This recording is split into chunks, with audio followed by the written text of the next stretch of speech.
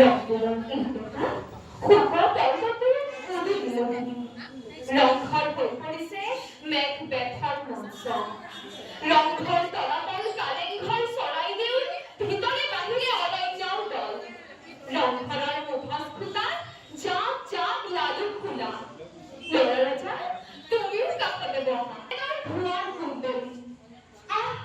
ইয়াত ইমান আকাল আকাল আকাল আৰু নিপেকা জগতী গদাপানী জানো লিখি দিব পাৰি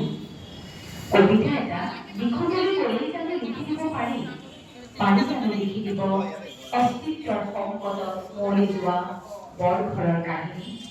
কুঁহিয়াৰ পেৰাহাৰত চেপি চেপি নিশেষ হোৱা দুহাতেৰে লিখিব পাৰি জানো হৃদয় গহ্বৰৰ গোপন ব্যথা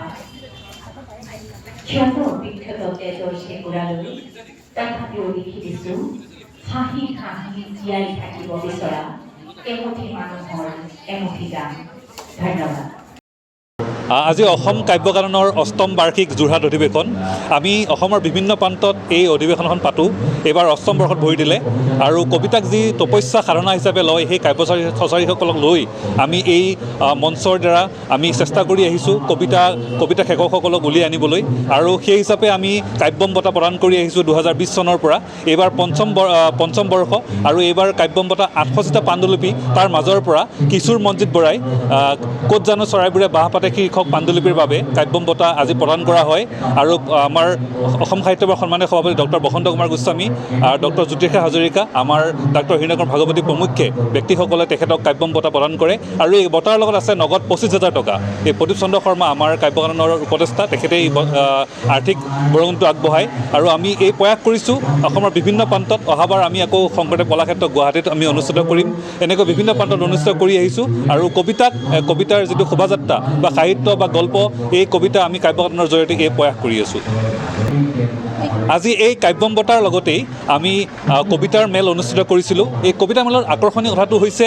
কণ কণ শিশুসকলে আমাৰ প্ৰসিদ্ধ কবিসকল নৱকান্ত বৰুৱাৰ পৰা আৰম্ভ কৰি সেই কবিসকলৰ কবিতাৰ পাঠ কৰিছে আৰু তাৰ লগতে গীতৰ আখৰা হৈছে গতিকে বাকী প্ৰসিদ্ধ কবিসকলৰ পৰা আৰম্ভ কৰি কণমানি নতুনকৈ আখৰাসকলে সকলোৱে কবিতা পাঠ কৰিছে আৰু এই গোটেই উদ্যোগটো গ্ৰহণ কৰিছে আমাৰ মৃণালিনী গোস্বামী বাইদেউ আৰু সংগীতা বৰাৰ নেতৃত্বত উৎপল কলিতা অসীম দত্তকে প্ৰমুখ কৰি আমাৰ এই যোৰহাটৰ সাহিত্যপ্ৰেমীসকলে এই অনুষ্ঠানটো আয়োজন কৰিছে যোৰহাট জিলাৰ মুক্তিযুঁজাৰ ভৱনত সঁচাকৈ আমি ধন্যবাদ দিবই লাগিব যোৰহাটবাসীক যি আমাক অভূতপূৰ্ব সঁহাৰি দিলে সেই সঁহাৰিৰ বাবে যোৰহাটবাসীক লগতে সমূহ কাব্যানুৰাগী আমাৰ সুদূৰ ধুবুৰীৰ পৰা আৰম্ভ কৰি আমি তিনিচুকীয়ালৈ বিভিন্ন কবিৰ সমাৰোহ হৈছে 100তকৈও অধিক আৰু সকলোকে আমি কৃতজ্ঞতাৰ ধন্যবাদ জ্ঞাপন কৰিছোঁ আৰু কাব্যিক যাত্ৰা কাব্য কাননৰ এই অব্যাহত থাকিব আমি সকলোৰে সমূহ কাব্যানুৰাগীৰ সহায় সহযোগিতা আন্তৰিকতা কামনা কৰিছোঁ সভাৰ কবিসংঘ উপ সমিতিৰ দায়িত্বত আছোঁ আহ্বায়কৰ দায়িত্বত আছোঁ আমি এই মানসম্পন্ন কবিতাক লৈ যিহেতু ডিজিটেল মাধ্যম ডিজিটেল মিডিয়া কালিও যুৱ লেখক সমাৰোহত আমাৰ মাননীয় শিক্ষামন্ত্ৰী মুখ্যমন্ত্ৰী মহোদয়ে এইটো কথা কৈছে যে ডিজিটেল মিডিয়াক আমি গুৰুত্ব দিবই লাগিব সামাজিক মাধ্যম হওক ফেচবুকেই হওক তাতেই সাহিত্যৰ চৰ্চা হৈছে এটা শুভ লক্ষণ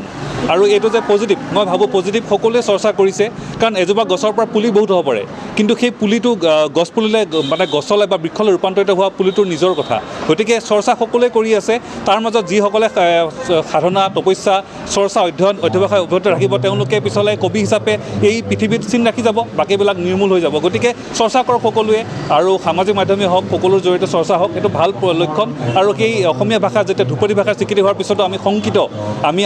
মানে ভয় কৰোঁ আমাৰ ভাষাটো মুখৰ ভাষাটো নাইকিয়া হৈ যাব নেকি কিন্তু এইবিলাকেই আজি যি 100ৰ ওপৰত ল'ৰা ছোৱালী সৰুৰ পৰা বৃদ্ধলৈ 80ৰ ওপৰত আমাৰ সুদূৰ গোৱালপাৰাৰ পৰা আহিছে 95 বয়সীয়া বৃদ্ধগৰাকীও আহিছে কবিতা পাঠ কৰিবৰ কাৰণে ইয়ে আমাৰ ভাষাটোৰ কাৰণে এটা সুন্দৰ বাৰ্তা কঢ়িয়াই আনিছে যে আমাৰ ভাষাটো কেতিয়াও মৰি নাযায় এইটো যুগ যুগান্তৰলৈ জীয়াই থাকিব ধন্যবাদ আচলতে আজি ইয়াত অসমৰ কাব্য কাননৰ যি বঁটা প্ৰদান অনুষ্ঠান আৰু সম্বৰ্ধনা অনুষ্ঠান আছিলে কাব্য কাননে ইতিমধ্যে আপোনালোকে হয়তো জানে সামাজিক মাধ্যমত জড়িত লোকসকলেই হওক বা কবিতাৰ লগত জড়িত লোকসকলে ইতিমধ্যে কাব্য কাননে এটা কবিতাক বিশ্ব দৰবাৰলৈ নিয়াৰ ক্ষেত্ৰত বিশেষ উদ্যোগ গ্ৰহণ কৰিছে আৰু আমিও বিশেষকৈ সাহিত্যৰ অনুৰাগী বা সাহিত্য কৰ্মত ব্ৰতী থকা হিচাপে আমাক আজি ইয়াত সম্বৰ্ধনা জনাইছে অতি সুখী হৈছোঁ এই কৰ্মত আমি আশা ৰাখিছোঁ অনাগত দিনত এই কাব্য কাননৰ যিটো কবিতাৰ বিশ্বমুখী যাত্ৰা এই বিশ্বমুখী যাত্ৰাক যাতে সুকলমে আগুৱাই নিব পাৰে।